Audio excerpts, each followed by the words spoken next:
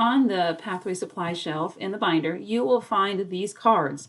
They have squares on them and numbers. Some of the cards might have the expanded form of numbers.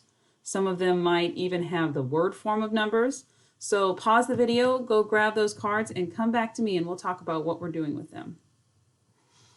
All right, in this stack of cards, you will see the word form of some numbers. For example, in front of us, I see 4,031. Well, it's going to be your job to look through the stack of cards to find the number form of the word and also find the expanded form of the word, of the number.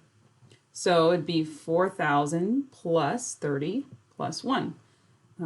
So that's going to be your job, is matching up all of these cards.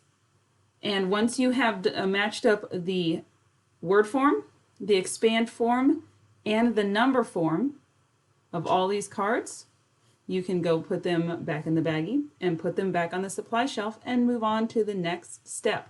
And make sure you zip up the baggie that they are stored in so they don't all fall out of them. So good luck and have fun.